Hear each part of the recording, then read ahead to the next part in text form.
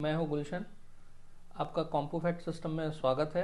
और आज मैं आप लोगों को बिगिनर्स जो होते हैं उनको काफ़ी तकलीफ़ होता है कि सर आईसी आइडेंटिफाई करने में या फिर सेक्शन आइडेंटिफाई करने में थोड़ा सा उनको प्रॉब्लम होता है कि सर कैसे आइडेंटिफाई करेंगे, क्योंकि बोर्ड का जो स्ट्रक्चर है वो डिफरेंट डिफरेंट टाइप का होता है। और सिमेटिक रीडिंग में उनको दिक्कत होती है क्योंकि वो फ्रेशर है, उनको उतना नॉलेज होता नहीं है। तो सिमेटिक का भी, सिमेटिक में सारा चीज़ दिया हुआ रहता है कि कौन सा आईसी किसके लिए है। लेकिन अभी जो फ्रेशर होते हैं वो काम करते हैं अपना, कहना चाहिए ऊपर वाले लेवल पे काम करते हैं, वोल्टेज लेवल पे काम करते हैं, सिग्नल लेवल पे वो नहीं जा पाते हैं। तो अभी मैं उनको एक ऐसा ट्रिक्स देने वाला हूँ जिसमें उनको आईसी और सेक्शन आइडेंटिफाई करने में आई थिंक कोई प्रॉब्लम नहीं होगा। 99% उनका प्रॉब्लम सॉल्व हो जाएगा। तो बहुत ही इजी है। और डिफरेंट डिफरेंट टाइप के मदर बोर्ड आते हैं। यहाँ पर बोर्ड देख रहे हैं ना, अलग अलग तरीके। ये सोनी का बोर्ड है, यहाँ पे एक मेरे पास डेल का मदर बोर्ड रखा हुआ है। तो इसमें कहना चाहिए कि ज़्यादा कोई दिक्कत है नहीं। नॉर्मल हम एक लॉजिक लगा के भी इसको हम लोग कहना चाहिए कि आइडेंटिफाई कर सकते हैं कि कौन सा वोल्टेज कहाँ पे जा रहा है, किसके लिए जा रहा है, या फिर किस लिए बनेगा। अब कितना बनेगा ये तो आपको सिमेटिक से ही पता चलेगा, या फिर नॉलेज हम लोग जनरल अपना जो नॉलेज होता है, जैसे जो डेस्कटॉप वगैरह रिपेयर करते हैं या फिर हार्डवेयर का काम करते हैं, तो उनको भी यही पता है कि रैम कितने वोल्टेज का है, कौन सा DDR1 है, 2 है, ये सब उनको पता होता ही है। तो चलिए मैं आपको एक ट्रिक्स दिखाता हूँ। देखिए यहाँ पर सबसे पहले हमको सेक्शंस कितने होते हैं, कितने सेक्शंस इस बोर्ड में बनाए हुए हैं, तो वो हम आइडेंटिफाई कैसे करेंगे। पहले आपको क्या करना है, पहले आपको ये पता होना चाहिए कि इसमें ये जो कॉइल्स है ना, इसको काउंट कर लीजिए आप। 1 2 3 4 5 6 7 8, यहाँ पर 8 कॉइल लगी हुई हैं। ठीक है, तो 8 कॉइलों में या तो इसमें 7 से 8 सेक्शन इसमें है। टोटली 7 to 8 सेक्शन इस मदरबोर्ड में है। पीछे की तरफ देख लेते हैं और कोई कॉइल है क्या, नहीं है। तो इसमें आपका 7 से 8 सेक्शन आपका होगा। इस पे देखिए यहाँ पर भी वैसे ही है, 1 2 3 4 5 6 7। ठीक है ना, 7 इस पे 7 कॉइलें लगी हुई है और एक यहाँ पर है, तो 8 कॉइल इसमें ऑलमोस्ट है। तो इसमें इस बोर्ड में कोई ज़्यादा डिफरेंस है नहीं, मतलब सेक्शंस ऑलमोस्ट लग रहा है कि सेम है। अब हमको फाइंड आउट करना है कि कौन सा सेक्शन किस लिए बना हुआ है। ठीक है, तो हम क्या करते हैं, सबसे पहले देखिए हमको ये पता होना चाहिए कि लैपटॉप में क्या क्या सेक्शंस होते हैं। पहले तो इनका नॉलेज होना चाहिए। तो हमारे सेक्शंस होते हैं वोल्टिन सेक्शन, जिसमें ऐसा इस तरीके का बूस्ट कॉइल या इंडक्टर यूज नहीं होता, वो स्किप हो जाएगा। तो वोल्टिन की जगह में हम याद रखते हैं चार्जिंग सेक्शन को। तो एक चार्जिंग सेक्शन हमारा हो गया। सेकेंड जो है वो है आपका स्टेप डाउन, मतलब 3 वोल्ट 5 वोल्ट, या उसको हम पावर सेक्शन भी बोलते हैं। थर्ड जो हो गया वो हो गया रैम सेक्शन। फोर्थ जो हो गया वो पीसीएच का पावर सप्लाई होगा। फिफ्थ जो हो गया वो वीआरएम या वीकोर सेक्शन होता है, जो कि सीपीयू के लिए सप्लाई बनाता है। और जो नेक्स्ट जो लास्ट सेक्शन होता है वो ग्राफिक्स सेक्शन होता है। अगर आपके मदरबोर्ड में ग्राफिक्स है, ठीक है ना, डिस्क्रीट ग्राफिक्स उसमें अवेलेबल है, तो ही वो सेक्शन होगा, अदरवाइज उसमें वो सेक्शन अवेलेबल नहीं होगा। तो चलिए मैं आपको पहले यहाँ पे दिखा देता हूँ कि आपको रैम चार्जिंग आईसी कैसे फाइंड आउट करते हैं। जो पहला सेक्शन है हमारा वो चार्जिंग का है। तो चार्जिंग आईसी फाइंड आउट करने का बहुत आसान सा तरीका मैं आपको दिखाता हूँ। ठीक है, तो अगर आपके पास सिमेटिक नहीं है या फिर आपके पास बोर्ड व्यू नहीं है, और नॉर्मल हमको एक कॉन्सेप्ट है फॉर द बिगिनर्स, ये वीडियो मैं बना रहा हूँ, तो आप इसको अच्छे से देखिए, आपको बहुत हेल्प मिलेगा इससे। सबसे पहले आपको क्या करना है कि बैटरी पोर्ट जो है, बैटरी पोर्ट पे आपको देखना है कि इसमें ग्राउंड कौन सा है। तो हमने एक प्रोब मल्टीमीटर को हमने बजर रेंज पे सेट कर दिया है। बजर रेंज पे हमारा मल्टीमीटर सेट है, और हमको बैटरी पोर्ट पर जाके हमको देखना है कि ग्राउंड कौन सा है इस पे। तो देखिए ये वाला जो ग्राउंड से कनेक्टिविटी दिखा रहा है, ये ग्राउंड है हमारा। ठीक है ना, ये नेगेटिव पॉइंट है, और इस तरफ का जो है ये पॉजिटिव है। ठीक है ना, तो हमने बैटरी पोर्ट में क्या होता है, यूजुअली लास्ट और लास्ट पिन, मतलब अगर इधर ग्राउंड होगा तो इस तरफ में हमारा पॉजिटिव सप्लाई होता है। तो हमको क्या करना है कि अब ये पॉजिटिव हमें मिल गया ना, तो इस पॉजिटिव से हमको ऐसा कॉइल सर्च करना है जो नियर बैटरी पोर्ट हो।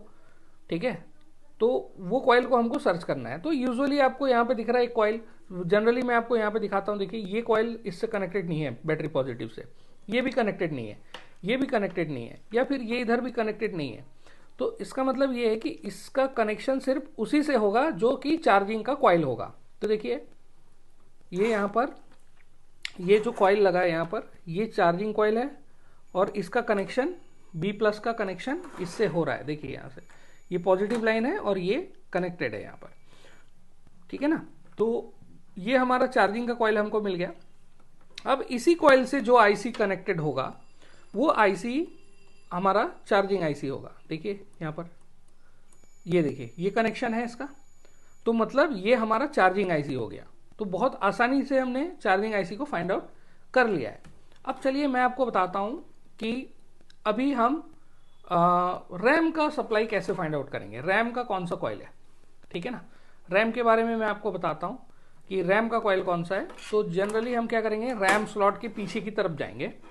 पीछे की तरफ जाके हम यहाँ पे देखिए कुछ कैपेसिटर्स लगे होते हैं, थोड़े बिग साइज के जो कैपेसिटर्स होते हैं। यहाँ पे स्मॉल साइज भी है, नॉन पोलराइज कैपेसिटर्स।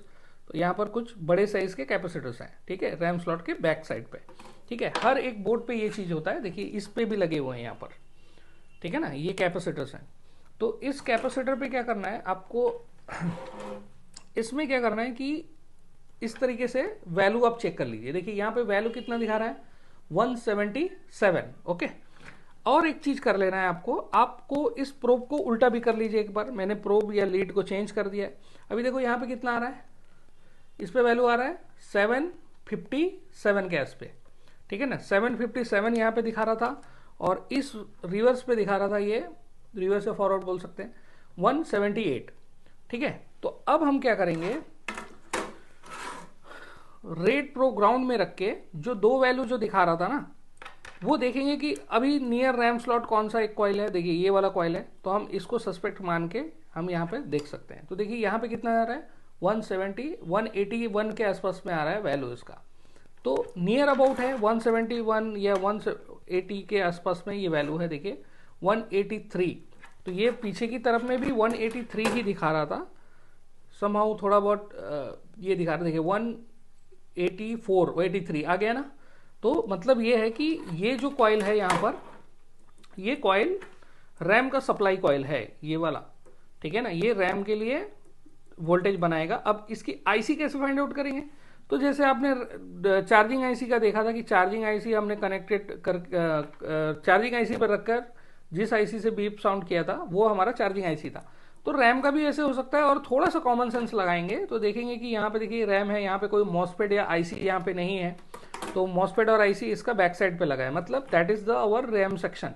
ये पूरा का पूरा रैम सेक्शन है ये, ठीक है ना। ये जो आईसी देख रहे हैं रैम आईसी है, ये दो मॉसफेट है। तो इस तरीके से आप फाइंड आउट कर सकते हैं। वैसे ही हमारा देखिए हम अभी पीसीएच की आईसी को फाइंड आउट करेंगे, पीसीएच या पीसीएच का सेक्शन या वी कोर।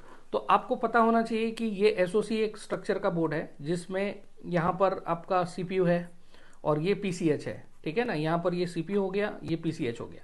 तो हम क्या करेंगे कि इस सीपीयू की रीडिंग्स देखेंगे, मतलब यहाँ पर कुछ कैपेसिटर देख सकते हैं आप, या फिर यहाँ पर देख सकते हैं, ठीक है। ये यहाँ पर 2-3 कैपेसिटर लगा हुआ है, ठीक है। तो यहाँ पर भी देखिए दो कॉइलें लगी हुई है, एक बड़ी कॉइल है एक छोटी कॉइल। तो इस तरीके से कॉमन सेंस भी लगा सकते हैं कि ये सीपीयू के लिए होगा और ये पीसीएच के लिए होगा, ठीक है।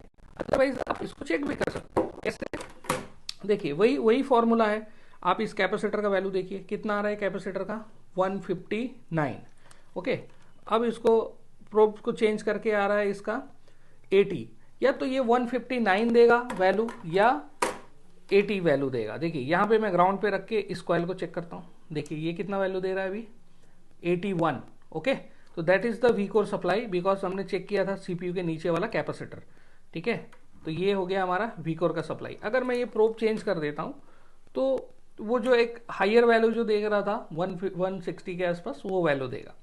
तो आपको देख लेना है कि आपका रिवर्स या फॉरवर्ड मोड कौन सा है, ठीक है। अच्छा, वे उसी तरीके से हम ये भी इस उल्टा भी कर सकते हैं। जैसे यहाँ पे पीसीएच का सप्लाई देखिए कितना है, यहाँ पे है 121। तो डेफिनेटली ये पीसीएच की जो कॉइल होगी ना, इसका जो कैपेसिटर का वैल्यू होगा 121 ही होगा। देखिए यहाँ पर 121 का कोई कैपेसिटर हमको सर्च करना पड़ेगा। देखिए यहाँ पर ये हायर वैल्यू दे रहा है ये वाला नहीं है इसका कैपेसिटर, यहाँ पर भी नहीं मिल रहा है, ठीक है। ये ग्राउंड है, ये देखिए 120 ये 120 के आसपास में ये वैल्यू आ गया, ठीक है। तो इसका मतलब है कि ये सप्लाई आपका जो है पीसीएच के लिए है, ये वीआरएम के लिए है, और वैसे ही हम ग्राफिक्स की सप्लाई भी चेक कर सकते हैं।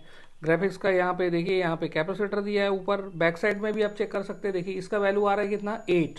तो ग्राउंड पे रख के इस कॉइल की वैल्यू आएगी 8।